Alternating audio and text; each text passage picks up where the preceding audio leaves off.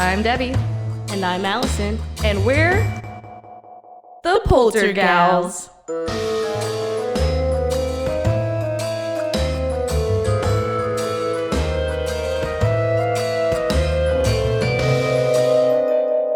Spooky. Hi, I'm Debbie. And I'm Alison. And we're the Poltergals. Welcome back to another episode of the Poltergals. Today we're headed right up the road on I-35 up to Austin, Texas. Oh. That's right. The capital of Texas is one of the spookiest places for obvious reasons. Today we're going to be talking about the Driskill. Yeah. Because that's one of the most haunted hotels and locations in all of Texas. I know we try and stick around our home roots as far as the tree roots go. And this one's pretty close by. Now, that doesn't stop us from having, there's a 6-month wait for rooms at the Driskill right now? I have no idea. Yeah. I just do the research. They book out so fast because they are, in fact, haunted. But yeah, so now we're going to get into the history, and then we'll get into the hauntings. Allison, how was your day? Apparently a lot better than yours. Yeah. I had a bad day. I woke up at 3 a.m. I had a tummy ache. I couldn't go back to sleep. And then finally I went to sleep, and I woke up, and I still had a tummy ache. And then on my way to work, I rode my bicycle, and I got a flat tire. Yeah. So pretty sad. But anyway, we're having fun now, right? I woke up at 3 a.m. with a bladder ache. The witching hour. But mine was a little bit easier. You just had a pipe. I went pipe too. It's not. Do you think we were peeing at the same time? That'd be a little weird. Do you think we're sister pisters? No, I don't want to think about that. Can someone please trademark that, sister pisters? No. I want it down. We should get that tattooed for our next tattoo. Oh no. Peeing at the same time at 3 a.m. Anyway, Allison. Yeah. Let's get started. Okay. Also, be sure to tune in for Terrifying Tale. Oh, yeah. Because we are going to cover this one for that. Whoop, whoop. So that'll be kind of fun. Yeah, so if you guys haven't noticed, we've been doing a Friday upload and now a Tuesday upload. Yep. Please go listen to them all. Let me just tell you, those Tuesday uploads are going to kill me because, oh my, those are a whole lot of work. A lot of work. Yikes. And then hopefully we're hoping to do more audio drama style soon. So we got a lot of plans for the future, yes. Allison, don't we? Yes. Thanks for bearing with us for a whole year. We're now on year 2, so you know what that means. Bigger and better. Bigger and better. We just got to keep trying, and to anybody that has listened to us from the beginning, thanks. Yes. But also, we're sorry. Don't worry. Year 2 means... No one has left us a bad review yet, though, right? I don't know. That's a great question. I have not even bothered to look at it because... You're like, I'm scared. Well, if you leave a bad review, we'll read it on the show. We're read it on the show. Aware of how stupid we are, so that's not really a bad review. That's just a review. That's period. That's period. The obvious. PERIDT. Is that period? But yeah. So back to the Driskill. So it's one of the oldest hotels in Texas. Ooh. So there's a lot to be told about it. It is a Romance-style building completed in 1886, and like I said, the oldest operating hotel in Austin, if not Texas, and if not the United States of America. Yeah, and it's one of the best known hotels in Texas because, well, it's well known. It just is. Okay? It just is. Don't get argue. over it. Listen, don't worry about it. Texas can't help that we're the greatest state in the world. So just get over yourself. You're fine. The Driskill was conceived and built by, lo and behold, Colonel Jesse Driskill. Wow, I wonder where it got a name from. I know, right? It's crazy how people back then were so uncreative. Yeah.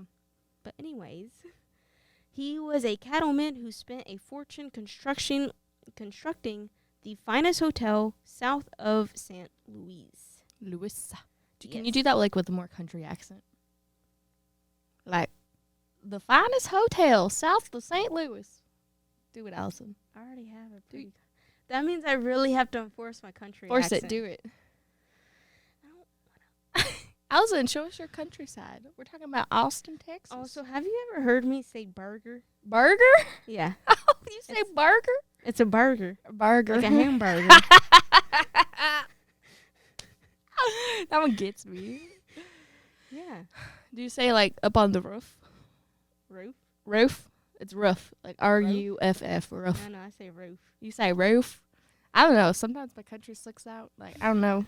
Yeah, Just that's pops out a little one bit. thing. The only word I could never get right is burger. I get a little ghetto, but also I get a little country, so it's like a mix of like ghetto and country, and that's what happens when you grow up in the middle of nowhere in the rural Texas. So that's fun. rural Texas. You know what's weird? Huh. I'm gonna go a little bit more south in Mhm. San Antonio. Mhm. So most of my family's from there, Wow. and my grandma was like, "Yeah, I don't know if y'all know this, but y'all definitely have a twang accent." A twang. It's and okay. I'm like, I feel like some people always ask me like, "Where are you from?" And I was like, here." They're like, "No, but like, where are you from?" I was like, "I've lived here for like 14 years and like I grew up in Texas." They're like, "Well, you don't really have a Texas accent." I'm like, "I have a little bit of a Texas accent. Like sometimes I hear it, you know. It just depends on like what I'm saying and like what's the vibe." But yeah, the vibe is the finest hotel south of St. Louis. Yeah. Right? Like that's how you say that. Like Country. there's no other way to say that sentence without adding that twang. Gotta have that southern delicious. belle, that little southern twang. It's delicious. Texas accents are delicious. Tasty. It was like when we had a shout out Infernal Foulness. I His know. Australian Oh accent. my. If you guys haven't listened to the episode, His accent, oh, people love an Aussie accent. dude. And then some of his postings about some of his newest investigations, Mm-hmm. beautiful. Shout out. We'll do a little posty. We got you, Yeah. Sean. We miss Yeah. We need to do another interview with you. you. So, Have fun. Bye. bye. See you later, See Sean. you later, Sean. But back to the Driskill. Anyway, Since sorry. We had to go on a decided- Texas tangent. Since we had to go travel to San Antonio, and from San Antonio go Mhm. back to Australia. And now we And then have from to, Australia back to yeah, Austin. so we have to come back to Austin now. So, of course, was Colonel Jesse's baby, in a sense. Mm-hmm. The Driskill remains one of the most premier hotels in Austin, featuring a lavish bridal suite, 2 restaurants, and a grand ballroom. Wow. This hotel has been operated by Hyatt Hotels Corporation since 2013, Wow. and the hotel was listed in the National Register of Historic Places as of November 25th in 1969. Wow. The Driskill is composed of 2 interconnected buildings. The original 4-story Romanesque Revival building. Romanesque. I think you're right. Romanesque. Romanesque, yeah. Which was constructed in 1886, which was the original building, Mm-hmm. and a 13-story annex constructed in 1930. Wow, that's old. Yeah. So it's Oh, it was in the 1800s, so we know it's Yeah. going to be spooky. 'Cause exactly everything spooky happens in the 1800s. everything good when And it comes spooky. to spooky happens in the 1800s. Duh. Maybe something spooky's happening right now. I don't know if you guys could hear that, but the roof is making a noise. I'm scared. It just might be the ghost of Thomas. Ooh, the ghost of Thomas. Anyway. So the original building was designed by local Austin architect Jasper N. Preston, which was constructed with over 6 million pressed bricks and white limestone accents. You know what they say about limestone, right? Yes. It's haunted. It helps Haunted. the spookiness. Limestone is what is it? Not an inhibitor. What's the opposite? It's It like- like broadcasts It like- spookiness. yeah, it helps intensify it. Like, There you go. it's A like conductor. A it's a conductor of conductor. spookiness, if you Yeah. will. So the building contains 2 what is that word? Donde? That one. Porticos. Porticos. Wow, that's a yikes. It's like Porticos. portable buildings. I think. I don't know. That's sad. Can that be the word of the week? Porticos. Yes. I don't even know what that is, so. Oh, look, we're both getting educated then. Yay. So 2 porticos on the southern and eastern facades with which contained large Richardson-style arcs that were reputed to be the largest in Texas. The facade contains 3 limestone busts of the Driskill and his sons, J.W. in quotations, Bud Driskill, facing Brazos Street, and A.W., in quotations, Tobe. I think it's Toby. Toby? Who goes by Toby? Hi, my name's Tobe. Who goes by Tobe? It's like Joe, but with a T. Oh, no. But yeah, Toby Driskill facing an alley on the west side. And Jesse Driskill facing 6th Street, whose bust is surrounding by decorative carvings, including longhorns on the gable ends. Gable. It was the House of Gabbles all over again. I know. House of Gables.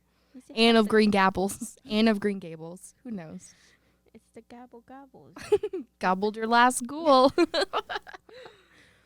So the hotel originally opened with 16 rooms, including 12 corner rooms with attached baths, a rare featuring in hotels of the region at the time.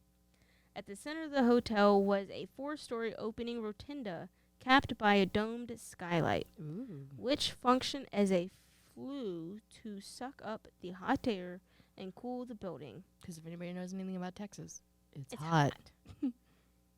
Because currently we're still going through our awesome weather change. Climate change. Yeah. Climate change is real.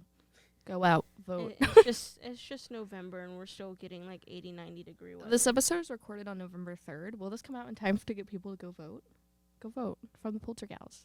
Vote for the Poltergals. I'm just kidding. Poltergals for Congress. Let's go. Poltergals for Congress. So, despite the Congress thing, yes, it is, in the right city of our lovely capital. In Austin, yeah. Yeah. But unfortunately, the skylight was removed when air conditioning was installed in the roof in the 1950s. That sucks. The building was designed for separate entrances for men and women. 2 entrances, so basically 2 entrances, one on the side of 6th Street and another facing the alleyway on the west side of the building, were reserved for men and were flanked by a saloon, billiard room, cigar shop, and newsstand, and a barber shop featuring baths. The women's entrance on Brazos Street allowed female guests to proceed directly to their rooms, thereby avoiding the cigar smoke and rough talk of the cattlemen in the lobby. Rude, but I understand. I mean, it's kind of nice. I mean, I get it, but also, like, sexism. Yes. Women's rights. Women's rights. Again, vote for us. Oh, wait. We have them. We have some of them. Some of them are being revoked, but you We'll know see. what? Let's not talk about that. Yeah. The second floor contained the main dining room and ballroom, separate parlors for, again, men and women, as well as a children's dining room and bridal suites. Other establishments include an electric bell system, marble burrows, and steam heating and gas lighting. Wow. Yeah, it's all that fancy stuff. Yeah, that was like primo back in the day. Yeah. Primo, high-end luxury. What is this, H-E-B? Primo pics.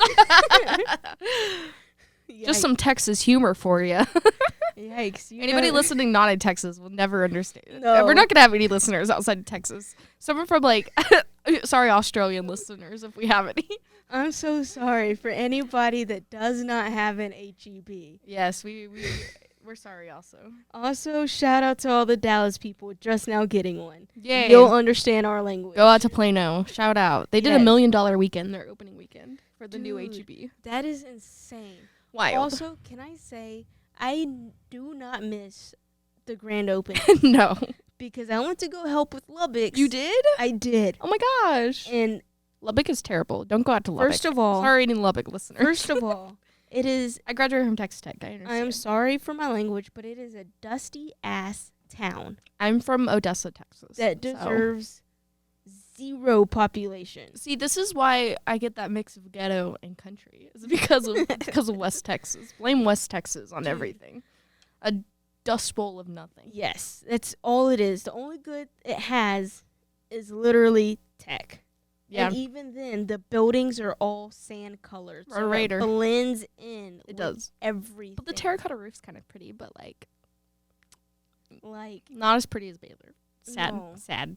no. Sad to say. I know. Honestly, MCC is actually prettier than Lubbock campus. Lubbock campuses. So Dude, MCC's campus is on point. on point. On point. They're also one of the highest rated community colleges. Yeah. I'm pretty sure in the United States. If not, I think they're like listed in the top 10 of Texas. So Dude, MCC is great. yeah, I 10 think out they of were 10 ranked number recommend. 4 last, if I was 10 right. out of 10 recommend. 10 out of 10. Yes. Go to college, vote, get educated, learn more history, and then go do some hauntings. Don't So- like do hauntings. Like Yeah, don't Find- haunt places. don't haunt places. Find the haunting. Find the hauntings that are already existing. Yes. Don't do the hauntings, find the haunting. Yeah, there you go. Just some advice. So, back to this. Back to the Driskill. From Sorry. another We're getting too tangent. many Texas tangents. Why are we doing Texas stuff? This always happens. I know. This is, talk about a 30-minute episode. That's non-existent. Thanks for listening, guys. We appreciate you. Be sure to like, subscribe, follow, and Go anyway, to Patreon. back to the show from the mini little commercial break. Here we go. So this 13-story annex designed by the El Paso architect from First Trost and Trost. Wow, again. Frost and Trost. Again. It's It like the what was it? This like sun and sun or whatever. Yes, dude. Why do they do that? Like it doesn't make any sense. No, just do it. From Trost and Trost. Oh, I get it. Okay, just pick Okay, great. from Trost. Like just pick. just it's do the the same. Trost company. Yeah, like Or why? something simple. Don't. Johnson and Johnson. Like why? Why? It doesn't matter. Like Why not just say the Johnson company? Yeah, I don't understand. You don't- Anyway, we get your last name. we get it. We You don't. get it. It's so nice. You don't have to say it twice. Please don't. Yikes! Another side tangent. Okay. Well, are we ever gonna get through this episode? So this opened in 1930, and this was the 180-room annex. Contains a bungalow. Bungalow? Bungalow? A bungalow. Bungalow. Because it has the bugs. No, Those no bugs. Those Texas bugs. No The bugs. crickets. I do not want any bugs in my hotel room. Thank you. Aw. You don't like sleeping with crickets? Jiminy No. Cricket. He's Jiminy- gonna give you some no. advice. Nope, I'm good. Thanks. Oh man, you don't want to be a real boy. No, I'm good. Thanks though. So this was originally used as a private residence by superintendents of the South Pacific Railroad, but was later rented to high-profile guests, including Jack Dempsey, Bob Hope, and President Lyndon Johnson. President Johnson, yeah. Lyndon B. Johnson. Lyndon B. Johnson. Yep. Wow, he Yep. has a whole library dedicated to him in Austin, Texas. Crazy. Wow, it's almost like that's where. All right. That's Matthew McConaughey. Hey, let me enjoy is- my he Texas is- moments, He okay? is teaching at the University of Texas right now. So Isn't that crazy that he graduated from UT wild. and then like Now he's back. Guess who's back? Back again. again. All right. Right. all right, let's get back to this history. Yikes. So in 1979, the hotel manager resorted the bungalow, Mm-hmm. since somebody doesn't like bugs, to use as his high-profile resident. Ooh. Jesse Driskill was, of course, before having this hotel, was a successful cattle baron Mm-hmm. who had moved to Texas from Missouri in 1849. Flush with cash from his service to the Confederate Army, to which he supplied beef throughout the Civil War, decided to diversify by constructing this grand hotel in Austin. In 1884, Driskill purchased land at the corner of 6th and Brazos for $7,500 Wow. and announced his plans for That's the hotel. crazy. $7,000 for our 6th and Brazos? I know, right? That's millions of dollars now. Yeah. For anybody And- that does not know. Yeah, don't you worry. It gets a little bit insane and Wow. expensive. Ooh, money. Yeah. So the hotel held a grand opening in December of 1886 and was featured in a special edition of the Austin Daily Statesman. On basically the new year of 1887, Governor Sol Ross held his inaugural ball in its ballroom, beginning a tradition of every Texas governor since. In May of 1887, less than a year after it opened, Driskill was forced to close the hotel, as he could no longer afford to operate the hotel following a harsh winter and drought that killed his cattle inventory. Yeah. So in addition to S.E. McCullenany, that's a whole lot of L's. Yeah. The hotel's general manager and half the staff were hired by the Beach Hotel in Galveston. Ooh, should we do the Beach Hotel in Galveston next? Ooh. I wonder if they're haunted. Probably. I'd have to look it up. They were hired, in which expedition the closure. Driskill sold the hotel in 1888 to his brother-in-law Jim, in parentheses, Doc Day, who reopened the hotel in January of 1888. I love all these like country nicknames. Like we got Doc, we got Toby. What was the other one?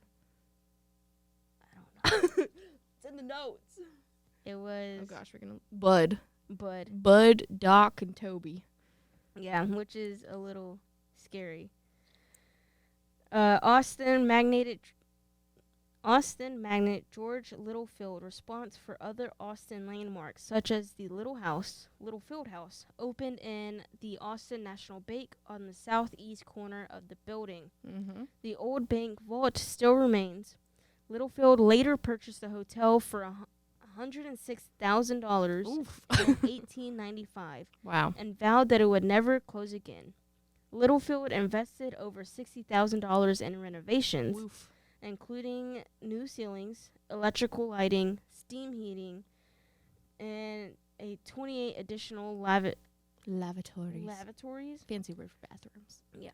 So, but later sold the hotel at a loss of $25,000 in 1903 to a banking competitor, which was Wilmont. Under Wilmont's ownership, the hotel was managed by Hotelier. We've said it 1,000 times on the show. What makes you think I pay? I like hoteler better. That gives me more. A hoteler. Yeah, it's a person that runs a hotel. I mean, you're not wrong. Duh. Who went by the name of L.W. Stark. Mm-hmm. Stark? Tony Stark? Stark Industries? Wow. Oh, this is where the MCU starts. No. Aw, man. But he had added the barbershop and woman's spa featuring Turkish baths, oversaw the construction of the annex and adorned the former smoke room with 8 antique Austrian gold leaf-framed mirrors previously owned by Maximilian and Charlotte of Mexico. Wow. In 1950, the hotel embarked on another renovation, which closed off the 6th Street entrance and removed the rotunda skylight to make way for air conditioning units on the roof. And in 1952, the former Austin National Bank was transferred into a television studio for KTBC, the very first television station in Central Texas. In 1969, the Driskill closed its guest rooms in anticipation for renovation, a new tower containing a modern glass facade, which was never materialized. Most of its furnishing was sold, and an American Statesman article declared Driskill Hotel's fate sealed. Oh, no. The hotel was saved from the wrecking ball at the very last minute. By basically a non-profit organization called the Driskill Hotel Corporation, raised about $900,000. Wow. So, yeah, it was, again, one of those, like, citizens thing. Yeah, kind of like what happened with the baker. Yeah. So they formed a group and raised enough money to save the hotel. Wow. Braniff International Hotels Incorporated, a division of Braniff Airways Incorporated of Dallas, Texas, bought the hotel in 1972 and began, once again, a renovation of $350,000 to the grand lobby of the strong bookings of conference business. Braniff threw an official grand reopening celebration on February 10th of 1973. Wow. Over 1,000 guests attended the gala event that included a parade of every Texas governor and or their descendants Oh, that's cute. since 1886. All proceeds from the event went to the Austin Heritage Society, who was strategically instrumental to the resurrection of the hotel. Wow. In 1995, the Driskill was purchased by Great American Life Insurance, who embarked on a $30 million renovation to restore the hotel to its original appearance, Wild. which was heavily modified over the years. The hotel was closed for 4 years for renovation work and was then reopened in the millennium, celebrating on December 31st of 1999. Wow. So Now we're just caught up. Yeah, just before the turn of the decade. Wow. And They really thought, like, Y2K, we're going to be taken out. Might as well open this gosh darn hotel. right? So in 2013, the hotel was once again purchased by, of course, the Hyatt Hotels Corporation for $85 million. 85 million schmackaroos. Yes. So that kind of tells you how much money was actually put into this hotel. And like I said, millions. Yes. And if you add up all those dollars, I'm sure it is billions of how much money went into this hotel. But wait, there's more. So this corporation embarked on another $8 million renovation to the hotel. Hyatt then sold the hotel once again to Dallas-based Woodbine Development in May of 2022. Hey! So just this year. Yay! For $125 million. I'm having a heart attack. That's so much money. I cannot imagine, like they having that much money. Pretty much doubled. Wow. What they bought this for. Wow. Which is insane. Good job. Good job, them. But also wild. Good job, Hyatt Hotels. But yikes. But I mean, I guess that makes sense when you put $8 million in renovations and it had what? Another $30 million, just 10 years. Not even. Just keep putting a couple $1 million in every couple years. That'll be fine. Yeah. And go back a little bit from this. In 1908, the Daughters of the Republic of Texas met at the Driskill Hotel to discuss the fate of the Alamo in San Antonio. Oh, interesting. So this is kind of like a little fun fact section. And if you listen to this week's Terrifying Tales? Yes. It'll be about the Alamo. Yes. And then if you guys want to go back, we actually had a whole episode about the Alamo. It was like one of our early ones, so again, just go and listen to it. But you know it's fun. Yeah, of course. It's always a good time with Poltergals. Is it? Yeah. You have fun with me, right? Hey, Ghost, how you doing up there? You doing great? I'm crying. I'm just comes from the heart, Debbie. But wait, that's interesting. Yeah, so just a little bit of fun facts. Where was that? Oh, yeah, right there. Right there. At this meeting, a divide between two factions of the group erupted over whether to demolish or preserve the structure. On October 12th of 1931, Louis Armstrong opened a 3-day performance at the Driskill Hotel. That's fun. Yeah, and in attendance with Charles Black, a freshman at University of Texas in Austin at the time, who cited the performance as inspiration for his interest in race and civil rights. Wow. In 1934, future President Lyndon Johnson. Yep. Met his future wife, Claudia Taylor, for their first date at the Driskill dining room. That's so sweet. It became his campaign headquarters during his congregational career, especially during his famous 1948 Senate race, and became a favorite place on return trips to Austin during his presidency. He watched the results of the 1964 presidential election from its presidential suite and addressed supporters from its ballroom after his victory. Oh, that's so cool. So I got goosebumps. That's really cool. We got a lot of history here. Yeah. I like this little fun fact section. So another lovely president, Bill Clinton. I wouldn't say lovely, but that's fine. You know what? I'm choosing to overlook the factual stuff that's going on here. Wow, so we really are doing this just in time for election season. This episode is in a timely manner. Hey, man, I just felt it in the heart, and I was like, I gotta get it out.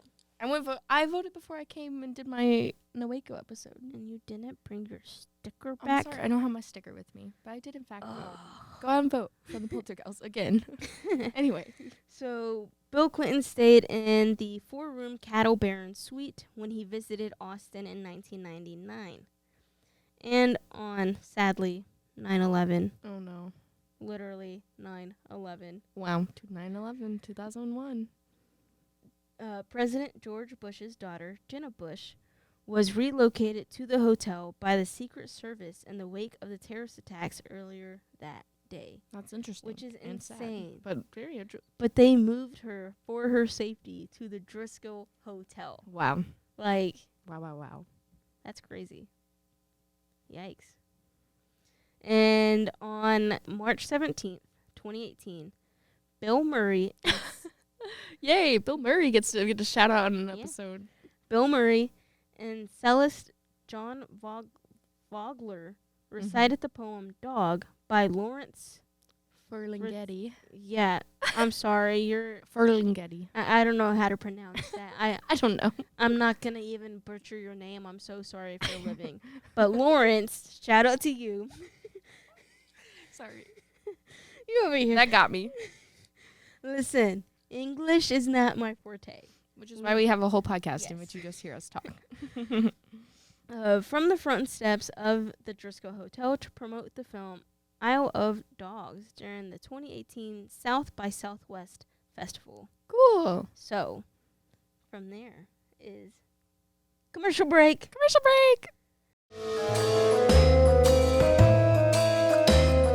And now, a word from our sponsors. Spooky. And on this episode of the Portugals, we have everything awesome happens in Texas. Yeah, Texas is a pretty great state. Yep. Shout out Texas. Texas rocks. Yep, because yeah, if you haven't come, you need to come visit us. Yeah, because Texas, once again, is great. We love you, Texas. Also, don't forget to vote. Vote for Texas being the greatest country. I mean, state. Vote however you want to vote, but at least do it. Use your civic duty and go out and vote. And be sure to vote Portugals. Poltergeist for Congress. Yes. I don't know when we're going to ever run. Also, I wasn't born in America, so I don't even know if I'm allowed to do that. Were you born on American soil? I don't know. I was born in Germany.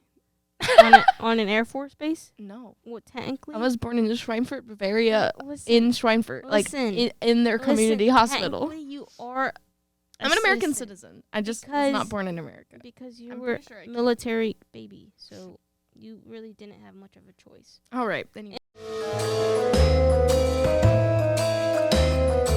And now, back to the show. Spooky. Anyways, back to the show. Hi, and we're back. So you know it's time to get into the hauntings. So I decided to add another fun fact section before we even got into it. Do we do like a little boop, boop, boop, boop? Like a little boop, boop, boop? Sure. All right. Fun facts. This building was established in 1885. Oh. It was, in fact, built on haunted land, and it is the site of a tragic unaliving. Unaliving? Unaliving. Also known as a sewer slide. Anyway, so that's pretty sad. So we're going to get started. So as you guys know, again, there's a lot of political history and a lot of crazy things that happen here. So the first story I'm going to tell is that of the senator's daughter. Ooh. So guests of the Driskill frequently report a young female poltergeist darting along the grand staircase of the mezzanine. According to local lore, this female apparition is, in fact, the senator's daughter. Oh. So this all began back in 1887, when the Driskill was hosting a special function for that year's legislative session. Since the Texas state capitol was still under construction at the time, the Senate opted to hold their session at the Driskill instead.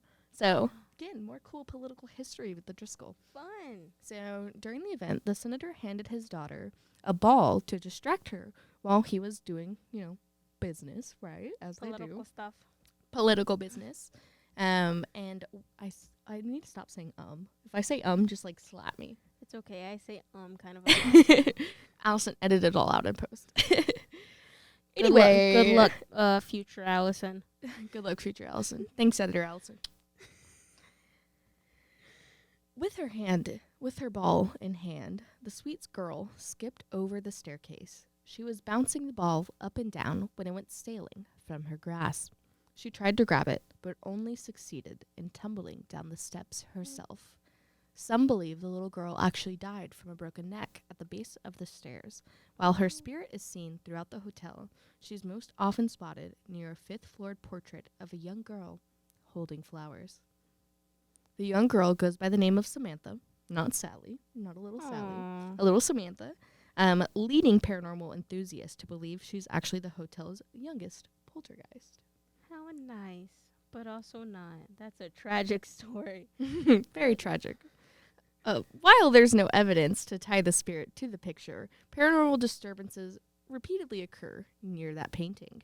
The spirit is very friendly and is known to actually play with other children in the rooms or in the halls. When parents ask their child who they're playing with, one of the most common responses is always Samantha. Dun, dun, dun. You know what I just realized? What? While I was listening to that? Yeah. We need to go get spooky stuff. Spooky Since stuff? it's on clearance. Oh, yeah. We got to go dig around. I went to Spirit Halloween, actually, yesterday, and I spent $100. On what? Half price spooky stuff.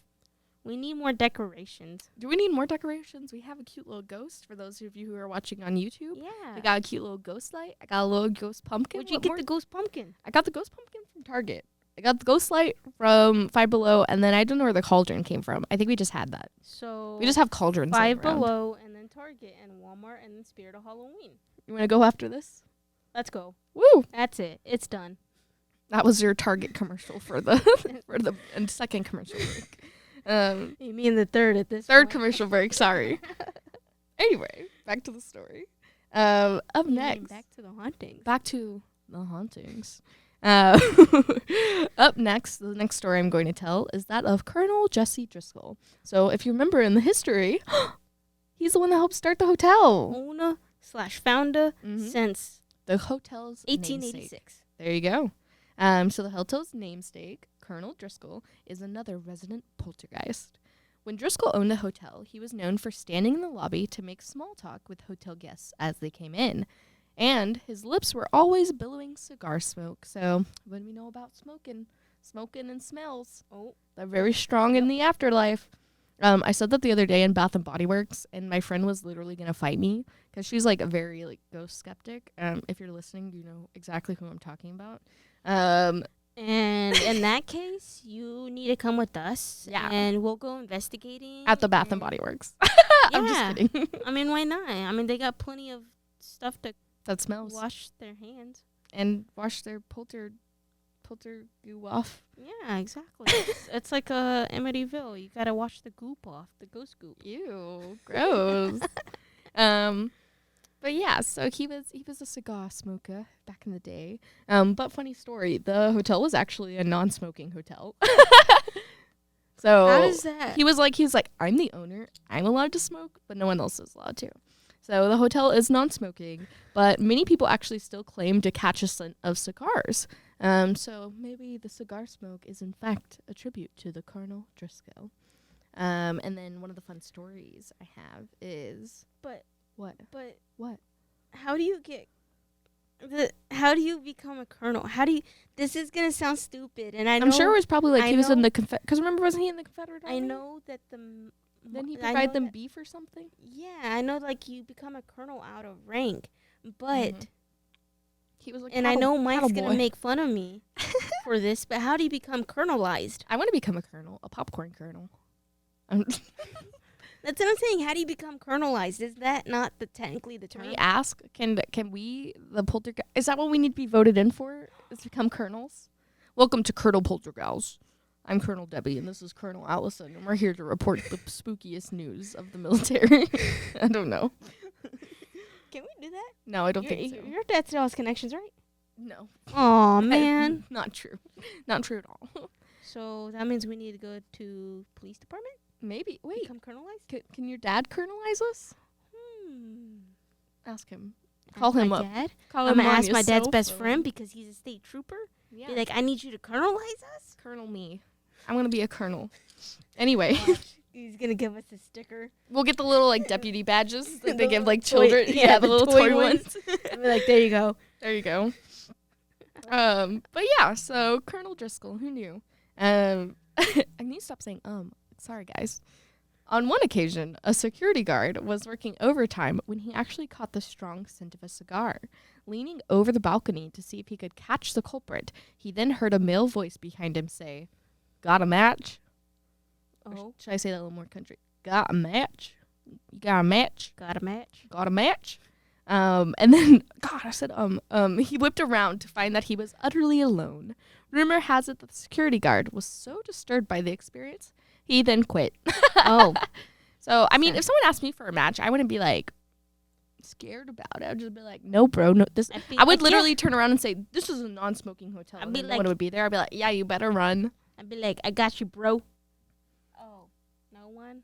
No one. Oops. Well, as we've seen or heard, depending on if you're watching via YouTube or listening via wherever you're listening podcasts, whichever platform, whichever holes you're using, your eye holes, your ear holes, it doesn't matter, or maybe or your both. nose holes. Well, speaking of nose holes, there are a bunch of phantom smells at the Driskill. Oh, that was a good segue. Good job, Allison. I try. Unintentionally Unintentionally. So there are those who believe this phantom smoke comes from a different source, though. In Monica Ballard's True Haunting Tales of the Driskill Hotel, Ballard proposes that there's an alternative explanation. So the Driskill once housed actually a tobacco shop in the lobby, which probably could account for the, hotel's paranormal experiences, paranormal phenomena. Because didn't they say there was, like, a cigar lounge for, like, the men's entrance? Yeah. So maybe it's just, like, baked in. You know, like, how cigarette smokes, like, gets in there? Like, maybe the cigar smoke is just, like, baked in. So all you disbelievers out there, we do talk about the what-ifs. It's making the building structure nice and strong. That's Yeah. all it's doing. Lined with tobacco and cigar smoke. Tasty. Delicious. You don't love some tobacco smoke with that limestone? What? Ew. The next ghost is that of Peter Lawless. Lawless, that's right. Lawless. So this next poltergeist actually is a full-body spectre. So in the early 20th century, Peter Lawless worked as a ticket agent for the Great Northern Railroad. When his wife passed away, he actually decided to move into the Driskill. He was set up shop on the 5th floor of the hotel and then lived there for a total of 31 years. 31 years. Impressive, right? Well, paranormal people say that he may have never actually left. Oh, no. Yeah, visitors often witness Lawless exiting the elevator when glancing at the time. So this is a full-body apparition of just a man exiting the elevator and then just, like, checking his watch. With a single nod to the staff at the front desk, his full-body apparition dissipates from sight. Nope. That's a little spooky. Nope. I'd be pulling the security guard and being like, got a blast. Employees even claim to see his spirit while they're doing housekeeping. They report tingling sensations before looking up to find an older gentleman just watching them. Yeah, that's a little sus. They say he has black hair and wears dark pants and a white shirt, and he also has a pocket watch. So not a wristwatch, like checking the time on a pocket watch. I don't think wristwatches were as popular back then. Then they witnessed Peter Lawless vanish again right before their eyes. Curiously, paranormal enthusiasts sometimes claim to watch Peter Lawless leave the Driskill before stepping in front of a bus. Perhaps he's attempting to escape his restless afterlife after all. Oh, no. So he is like, you know what, I've lived here for so long, I'm just going to go stand in front of a bus for a minute. Also, if I could inherit anything from my stepdad's side, it would be my stepdad's grandpa's watch. Ooh. I've bought my husband 2 pocket watches since we've been together. I bought him one from Full Metal Alchemist, any animators out there. And then I bought him like a little like vintagey one for like steampunky outfits. I think it has a train on it, if I'm right. Yeah, I would only want that watch because he was my great grandpa was a Freemason. Oh. And so My great grandpa was a Freemason too. Yeah, so like it has a little Freemason thing. That's a little spooky though. And then should we do? Oh wait, don't we have a whole episode about the Freemason or about the Mason Temple or something? We do. I haven't done the research on it. It's not ready yet. It's still baking. Yeah. Also, my stepdad also has this like old timey bow and arrow that's made out of wood. That's cool. And you just have to put the string on it. But that's another thing. If I had my choice in inheriting anything from him, those would probably be the two things. And you know those items are probably haunted also, right?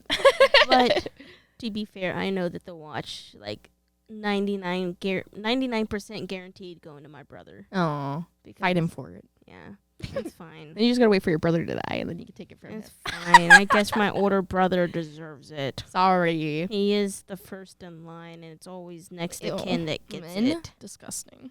So I guess. Well, back to the story. So as we mentioned previously, this is, in fact, built on haunted, hallowed ground.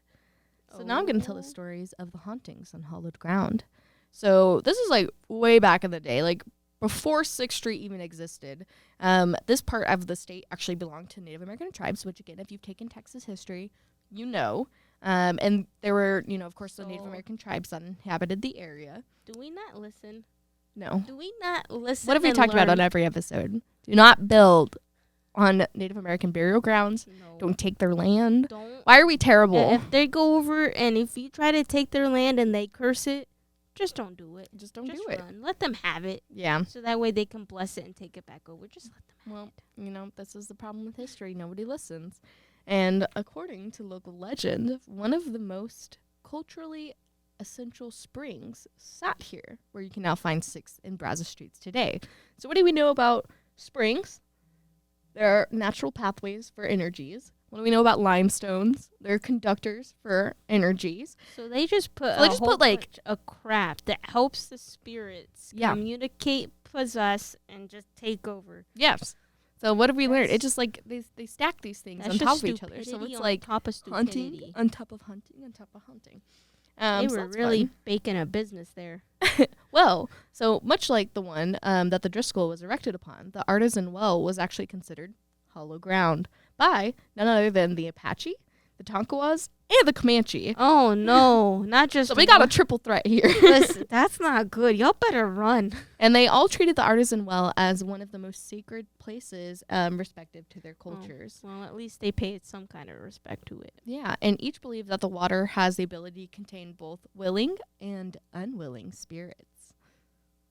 6th and Brazos functioned as the apex of various streams that ran through this part of central Texas, perhaps explaining why this hotel is in fact so haunted. Well, duh. Mm-hmm. I hope they at least got rid of the limestone. Nope. I doubt it. I doubt it. They probably just built on top of it. Listen, those millions and millions of dollars of renovations had to go into something. Right. Well, so now we're going to get into the tragedy of the Driskill Hotel. Ooh. So now we're getting into the sad part, as we do almost upon every episode. So, while hotels are notoriously known for welcoming anything within their walls, it's always a shock to discover the unexpected. Back in the early 1980s, the Driskill staff experienced such a shock. As the story goes, a Houston socialite learned some devastating news in the early morning of the 1980s. Her fiancé had called off their wedding. Dun, dun, dun. So sad. The whys and the hows are to history, but the socialite decided that anything was better than crying at home. She would rather do the crying somewhere else, at the Driskill. She promptly called the hotel and booked herself a 5-day stay. After checking in, she made a quick stop by the bar and ordered herself a diet soda. Hey. Then she decided to go on a shopping spree and spent so much money. So in a matter of hours, guess how much she spent? A whole lot of dollars. $40,000. Jesus Christ. She spent a whopping $40,000, all of which she put on her fiance's credit card. You go, girl. Get that bag. Teach him, give him a lesson. And then when she returned to the Driskill, it was with shopping bags galore. They hung from her arms, and those she couldn't carry, she actually made the shops deliver them to the hotel because she was like, just bring it to the hotel room. It'll be fine. That's awesome. awesome. With nary a word to the employees, the socialite whirled past them and took the elevator to her room. Allegedly, one of the housekeepers caught a glimpse of the socialite's heartbroken expression and took it upon herself to give the younger woman a ring on the guest room's phone. All she said to her was, "Please, let me know if you need anything," the housekeeper had told the socialite. But there was nothing that the housekeeper could do to mend her broken heart. The socialite then hung a "Do Not Disturb" sign on the doorknob and quietly shut the door. When the housekeeper noticed the sign, she quickly rushed back to the employee desk and called the socialite's room. However, there was no answer. Panic then seized her, and moments later, she found herself knocking on the socialite's room door, again, with no response. Oh, no. We're getting sad. But I mean, if you put a "Do Not Disturb" sign on your hotel room, like, that means you don't want to be disturbed, right? Sure. Well then. For this purpose, no, but for all other purposes, yes. Yes. Well, then the manager came up and attempted to unlock the door with the master key, but to no avail. The socialite had actually locked the room from the inside, so there was nothing to be done but take the door off its hinges itself. The door was removed, and the housekeeper rushed forth, but the reflection of the socialite in the mirror stopped her dead in her tracks. The socialite had taken a pillow from the bed and proceeded into the bathroom. There, she clamped the pillow against her stomach to muffle any sound before she then shot herself in the stomach. By the time management arrived, there was nothing to be done. Her body lay half in the bathtub, lifeless. So sad. That's so sad. I But mean, of course, we have to talk about the crimes that happen in the haunted locations. And so maybe now the socialite still is there today, shopping on her fiance's card. I mean, poor guy. Okay, not poor guy. No. Definitely not poor guy. How He dare deserves he. it. But also also sad. Yeah. So that is the story of the socialite. The next is the story of the painting. So another folk story surrounding the Driskill is that of a painting found on the 5th floor in the hotel. So the artwork is actually unnamed, and it's based on a painting by Charles Garland, and it's called Love Letter, which fits perfectly after the last story we told. It's actually an unnerving piece brought to life by Richard King. It depicts a little girl holding a bouquet of flowers, which we mentioned earlier, in one hand, and a letter in the other. Ghost hunters claim that the painting depicts the 4-year-old daughter of U.S. Senator Temple Leah Houston, who died in a horrible accident at the hotel. The painting is said to be haunted, and the people who stroll by it constantly feel the presence of something sinister riding their coattails until they vacate the cursed building. So a little bit more backstory, but also totally different version of what was told earlier. Yeah. And again, there are so many different stories that could be told over it. But I mean, I can imagine you're a little ghost girl. You're just interested in, like you see another painting of a little girl. Like you're going to be drawn to it, Yeah. But, maybe there is something more sinister to it than just a little girl, So, you never know. All right. Last but not least, it's the POTUS. Oh. POTUS. Go vote. And for all those history buffs, perhaps the most famous ghost to haunt the place is the power couple, in fact, of Lady Bird and LBJ. Oh. Lyndon B. Johnson. So, of course, as we mentioned earlier in the history, the pair had their first date at the hotel. Isn't that cute? Back in 1934, they met in the Driskill dining room. And then, of course, they fell in love with the place because they fell in love. Yeah. And so they flocked to the place not only to relive their glory days, but for special occasions. The Driskill became Lyndon B. Johnson's favorite place when he visited Austin, so much that he watched the results of the 1964 presidential election, again, as we mentioned in the history. After he bagged the ballots, he addressed his supporters from the ballroom, and they moved his tail feather in rather an insane victory dance with the chairs of his lackeys. So I wish there was I wonder if there's a video of this anywhere. This was back in the 60s. Did they have videos back then? I don't know, but it'd be kind of interesting. Pictures. I want to know what this dance was. Well, since the Driskill was quite possibly his favorite place in Austin, to this day, people say that they still stumble upon him when in the ballroom, or they catch his reflection of the late president and his adoring wife in the mirrors out of the corner of their eyes. So from heartache and pain to broken heart to a love story that goes on forever, the Driskill has a little bit of everything for a little bit of everyone. Yep. So very How sad, cute. but cute. I love a good little ghost mommy and keeping track of the hotel. Ghost mommy. Ghost mommy, come back. Lady Bird, we love you. Linda B. Johnson, sure you did okay. I don't know if I have actual thoughts or feelings on that. I mean, honestly, can't speak much on something that we never lived through. Yeah, that's okay. We're young. We're babies. But yeah, so that's the story of all the hauntings at the Driskill Hotel. Well, thank you for joining us today for another episode of The Poltergals. Alison, any last words? Nope. Other than we need to go visit this place. Woo! And again, like, rooms book up so fast, but they do haunted tours and stuff too. So Yeah. check it out. If you need to go check them out, Driskill in Austin, just Google it. Pop a quick Goog. You can find it. You know what we should do? What? We should take a visit to this place, and then while we're there, visit Hannah. Aw, there we Yeah. go. You know, if you're listening, we miss you. We love you. Yeah. All right. Come back. Please come back. Bye. Bye. Bye. You've been listening to The Poltergals. A Rogue Media Network podcast.